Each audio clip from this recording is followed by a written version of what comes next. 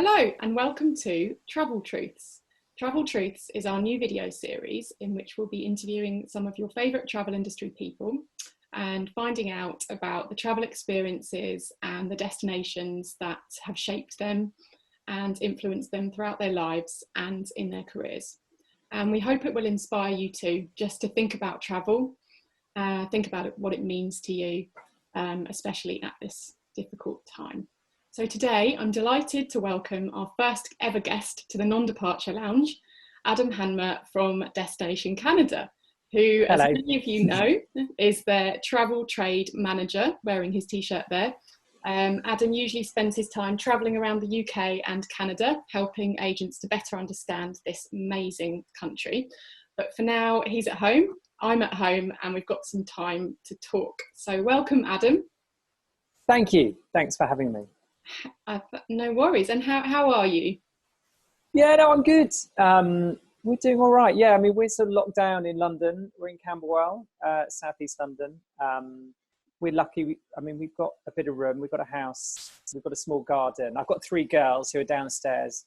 My wife's done a great job with the homeschooling. I haven't done too much, but yeah, no, we're all right. I mean, we have done some. One of the good things of the lockdown, the girls cycle, so we've been out cycling around London, and we went to Buckingham Palace this week, and there's like no one there. So we've sort of been taking advantage a little bit, but it's all a bit weird. We should be in Morocco right now, and we're not. So are you going to recreate Morocco in your back garden, or?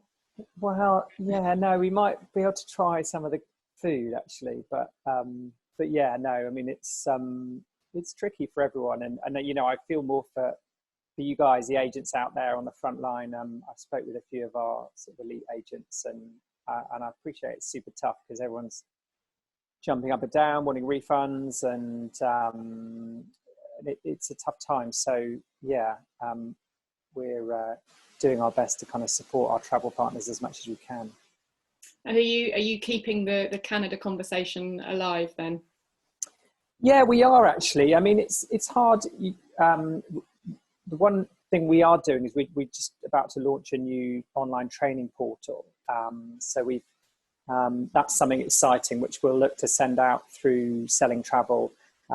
So hopefully when you do have that little downtime and you want a bit of escapism, we can hopefully take you to Canada and see a little bit of what we have to offer. So we are looking at that, but you know, it's been challenging for us. Obviously, we had some big events planned this year, some big training events, obviously, which we've had to put on hold. But yeah, we're kind of doing what we can, like everyone really, and trying to keep morale up, and you know, we will get through this, and when we do, Canada's going to be a great place to go for sure. Definitely. Okay, well, before we get started, actually, I'm just going to ask you one more question, or an extra question. Can you remind us how long you've worked in the travel industry for? Yeah, I can actually. 98, so 22 years. I started at Key Travel. I was a travel agent, business travel, in Evershot Street in Euston. Yeah, a few years back now. Okay. Well, for the first travel truth, I'm going to ask you to cast your mind back just a little bit further than that. What is your earliest memory of travelling? Well, do you know what? I was quite lucky. I mean, we did the sort of usual holidays growing up. I grew up in Norwich. We did quite a few of those camping holidays, canvas holidays in France, you know, with the big tents, and we rocked up, and there was kids clubs, and it was lots of fun. But we were lucky. We did a long haul trip when I was only 5. We went out to Kenya or Kenya, as my parents called it back then. And my gran had 2 sisters that moved there after the war. So we went to kind of stay with them, and we got to do a little bit of safari. And it's hard to, I remember bits and pieces. You never know quite what you remember, whether it's from looking at pictures. But I tried to bring a few props to kind of bring this to life, but this was quite fun, something I've kept. So we flew KLM via Amsterdam, and they gave me a certificate for You can just probably see that there for Oh, crossing the equator. So it's sort of your Amsterdam, Nairobi. signature. My signature. My writing's probably about the same as it was when I was 5. Actually, it's terrible. Everyone always tells me. But yeah, 28th of July, 81. So yeah, I mean, I was lucky, and it's just funny the things you remember. I remember like, I mean, we flew in economy, but you used to get those little pots of jam, and do you remember the little cans of lemonade being very exciting as a kid? Small cans of fizzy drinks. So yeah, I remember having Fanta for the first time, and we sort of rode on the elephant and stuff like that. So yeah, so that, you know, I was lucky. I did that trip, and that was probably my earliest memory. That is very exotic, yeah. And I second the. I still find the meals exciting, however dodgy they are. Yeah, they are. Yeah, no, they are. Okay. Well, the next question. I don't know whether this will apply to you, but is there a place that you always return to? Well, yeah. I mean, we really like Morocco, and we've sort of. I mean, we've got kids. I've got they're at school, so we sort of fell in line with the school holidays a while ago. So Morocco at Easter, I'd really recommend. It's the temperature's kind of getting to sort of 23, 24, 25. It's a totally different continent. You kind of, you know, you're in Africa, but it's got that Middle East feel. And yeah, we like it there, and it's good value. You know, you rent a house, and it comes with a cook, so you don't pay any extra for that, and you just buy your shopping, and it's kind of full board. So yeah, so we were going. I think it was going to be our 4th visit this year. We were going to stay with friends in Essaouira in a little villa, good value place, and then we were going to try Club Med actually for the first time with the kids. But alas, that didn't happen. But I don't feel too hardly done by. We do quite well for holidays. My wife works in events, which has been hit as badly as travel, and if not a little bit worse actually. But she travels a lot, so we travel as a family. So yeah, so we're never long from a holiday, so we're hoping we'll be able to do our next one in the summer, but we'll see. You'll be back to Morocco soon. Yeah, we hope to go next year. It's yeah, we love it actually, and hope to explore a bit more. And do you have a favourite place in Morocco in particular? Well, we've just been going to Marrakesh actually. We're quite happy with a pool and hanging out, and then you do a little bit of the souk stuff, and because that's all quite crazy. And we've gone and ridden horses out in the mountains, and we can go skiing there and stuff. But yeah, there's a really the Beldi we like is a kind of country club where you can go and have lunch, and it's quite fun. It's quite good people watching. There's a couple of pools there and stuff. So yeah, no, it's a good place, and I definitely recommend it. And you know, I mean, those are the sort of places I really feel for right now, and you know, where tourism is such a big part of the economy, and you know, I think there'll be, you know, I mean, obviously Canada's really close to my heart, but you know, you actually look at the more developing countries where it's such a bigger part of their GDP and stuff. So I think it's going to be really important that when we get back to traveling, we can, you know, travel is such a big part of the global economy, and we can support these nations as well. Absolutely, yeah. It's an important job for travel agents as well, isn't it, to get people back to those destinations, I think. So yeah, definitely. Okay, next question. Tell us about a destination that really surprised you, and that could be in a good way or a bad way. Well, do you know what? I was thinking about this. I mean, I think there's loads really, but I would say probably taking it to Canada, Quebec City. So I mean, Quebec is French speaking, and actually on my lockdown I've been trying to learn a bit of French because with this online app, it's I haven't got much past ordering an aperitif, but we're kind of getting there. But yeah. But yeah, I mean, Quebec is I think, you know, for the Brits, it sometimes people get put off a little bit because they speak French, but they all speak English, and you know, you fly to Montreal, and the drive to Quebec City is, if you take the highway, it's, I mean, in Canada terms, it's it's pretty average, really. You know, a lot of the Canadian journeys are just stunning. And you know, it's nice, but it's okay. And then you get there, and then you sort of go in through this wall gate, and then suddenly you're in this UNESCO World Heritage walled city, and it's like nothing else you've seen. It feels very out of place, but it's a wonderful place to explore. And you know, from there you can go off and go whale watching up in Tadoussac, and there's some great waterfalls nearby, and then you've got the Chateau Frontenac, which is the Fairmont Hotel there, which is phenomenal, and it's built within the city. So I was really blown away by Quebec City, and I totally recommend it to people. It's, you know, Montreal's 7.5 hour flight, so you can Quebec's great. It's really you can have a great time there. So that's probably where I'd say would surprise me. Yeah, I would agree with that. I think I was surprised when I walked into a Tim Hortons and was amazed to be asked what coffee I wanted in French. I don't know why I was amazed by that, but I wasn't expecting it somehow. But the food in Quebec City as well was great. Oh, yeah, it's phenomenal. Yeah. Okay, so talking of food, here's another tasty question. Is there a meal which was so memorable, so delicious that you would jump on a plane or a train tomorrow to taste it again? Yeah, well, I'm lucky, you know, I get to go to Canada quite a bit with this job, and you know, I think people don't realise, but the food in Canada is phenomenal, and I really like all the seafood and shellfish.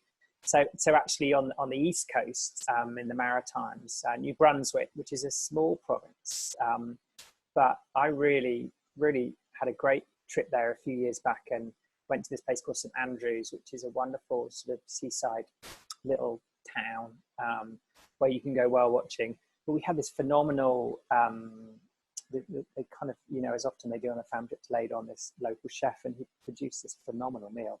And it was all kind of shellfish and seafood, and I love all that stuff. I think it's like when I was early on Instagram. So if you're on Instagram, you can find me Canada Adam. I think I Instagrammed it. It was a long time ago, but there's plenty of Canada stuff on there. But that was, I'd go back for that. And then, yeah, and you know, on the West Coast, the sushi's phenomenal in Vancouver, and I love all that stuff. And yeah, get a nice glass of Chablis or something, and you're away. Yeah, it's great. I think everyone is spending quite a lot of time dreaming about food whilst they're on lockdown. I know I've been thinking. Well, it is, isn't it? Yeah, I mean, your sort of meal times, I don't know, seem to take more significance. Like, you know, we get together as a family, and yeah, I think everyone's baking bread, and Fran's been doing a few more. We had a few barbecues last weekend. Actually, it was great. So impressive. Yeah, baking bread. Yeah. Well, I haven't done that, but yeah, I think I could stretch to trying to make some homemade poutine or something like that. Yeah, no, definitely. Okay. Is there a particular book, film or TV series which has inspired you to travel? Well, again, I thought about this one looking back to my childhood, and I think it was definitely this guy. And actually, randomly, I got this out of the bookcase. Michael Palin, Around the World in 80 Days. I mean, but it's 1990. I actually read the book. I mean, I started reading the book a couple of weeks ago, and it's about my level. It's sort of each day is about a couple of pages, and yeah, it's quite interesting to see how the world's changed from when he did that trip. But I remember the TV program really well, watching it with my mum, and yeah, that was definitely. I think I was 14 at the time, and that really sort of inspired me. I mean, it's quite interesting to look at his trip now. I mean, a lot of the trips, you know, he was on container ships to come sort of through over the Atlantic and the Pacific, which is kind of a bit boring. And you probably look at all the cruise lines now that could do some of those trips. But yeah, I mean, it was a good book, and definitely got me excited about travel and wanting to go around the world. Whereas I went to Australia, New Zealand, and then round the States. So we sort of.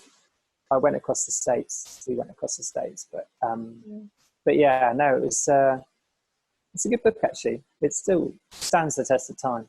Yeah, I like Michael Palin because I think he always has a sense of humour about everything that he does. So, which is definitely a good. I think you. Yeah, I think you've got to have that if you want to do some proper traveling as well. Yeah, it's important. Okay, so the final question. Tell us about the dream holiday which you're planning for when this is all over and we can get out of our houses and travel again. Well, I've been planning this for a few years, and actually is to kind of take the family to Canada. My girls, they're 6, 7, and 9, and I was kind of waiting until they got to a level where they could actually get a bit more involved. So I've been planning this for a while now, but yeah, we're looking to kind of fly into Calgary, do the Rockies in a motorhome. So get a motorhome and hit up the Rockies, and then come back through BC, through the Okanagan to Vancouver, and then have some nights in Vancouver, and then probably fly to Tofino, which is on the west coast of Vancouver Island, and rent a house for a week. So sort of do a big trip. I was trying to sort of bring some props in, and I was thinking of bringing the girls in, but I thought it was too much. So we're hoping that we're going to see Moosey. This is India's moose, known as Moosey. They've got quite into loom bands. He's actually wearing a loom band choker at the moment. We've got Beaver. So we're hoping to see Beaver. And then, we're probably not going to see Polly. He's in Manitoba. But yeah, we've got Polly and beluga whale. These guys are in Manitoba, and which is, but the wildlife, I think, is a real draw card for Canada in the east and the west, and I think for kids, but also for adults, it's a real driver for people to want to go and see bears, and obviously in the west, all over you've got particularly the west, the grizzlies and the black and the brown bears. So that's we'll do that trip for sure. I've actually spoke to Steve. I'll write it up in Selling Travel and Selling Canada, so you can when I do it, you can read all about it. But that's definitely one that's on the list. I'm already excited about, actually. So have your kids haven't been to Canada yet then? No, they haven't actually. We sort of we've done a bit of long haul with them, but we haven't quite got there. So it's on the list for sure. Definitely. I bet they hear you talk about it all the time, so they're probably raring to go. Yeah, no, they are, and it's quite sweet, really. And so they're excited about it, definitely. And also, I've sort of shown them the camper vans, little videos. So we're probably going to do one of the truck campers, which are quite cool, because you have 2 rows of seats. So it's more, they're slightly smaller, but you've got the camper van on the back of the pickup truck, essentially. And so actually, when you're driving with kids, it's a bit safer rather than in the back. They sit up front in the cab, and then you obviously sleep in the back. So there's little videos of that, and they're more excited about that, I think, than actually going. So it's all good. Sounds fantastic. I bet you can't wait. Well, thank you very much for sharing your travel truths with us. And pleasure. Being our first guest in the non-departure lounge. I feel very privileged to be first guest. No, thanks. Thank you. Well, good luck with continuing to sell Canada from home. And we look forward to seeing you, hopefully in the not too distant future, in person. Great. Thanks so much. Thank you very much. Thanks. Cheers.